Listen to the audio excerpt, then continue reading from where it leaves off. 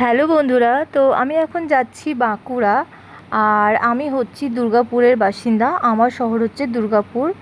আর যাবার পথে মাঝ রাস্তায় হঠাৎ বৃষ্টি নেমে গেল। তো যে জায়গাটায় বৃষ্টি নেমেছে, জায়গাটা কী নাম সেটা কিন্তু আমি বলতে পারবো না। তো আমি যাচ্ছিলাম গুইরাম ভবন লজে। তো সেখানে আমাদের যাওয়ার ছিল। তো ফাইনালি আমি গুইরাম ভবন লজে পৌঁছে গেছি। তো আমি এখন ভেতরে যাচ্ছি। ভেতরে যাওয়ার পর ওখানে আমাদের আত্মীয় স্বজন সবাই বসে রয়েছে।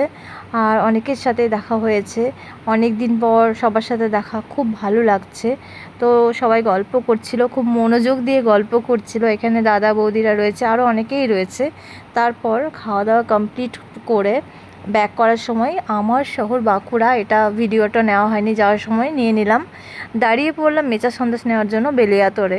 তো মেচা সন্দেশ অনেকগুলো প্যাকেট নিয়েছি, 4 প্যাকেট নিয়েছি। ভীষণ ওজন ছিল, যেন উল্টে পড়ে যাচ্ছিলাম। তো বন্ধুরা, তোমরা এসে মেচা সন্দেশ অবশ্যই খেয়ে যাবে। আরেকটা প্যাকেটও নিয়েছি, সেটা কিন্তু আর ভিডিও করা হয়নি।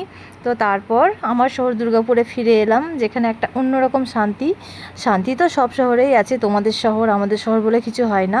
তো বাড়ি চলে এলাম। তো দেখা হচ্ছে তোমাদের সাথে নেক্সট কোনো একটা মিনি ব্লগে। চলো টাটা।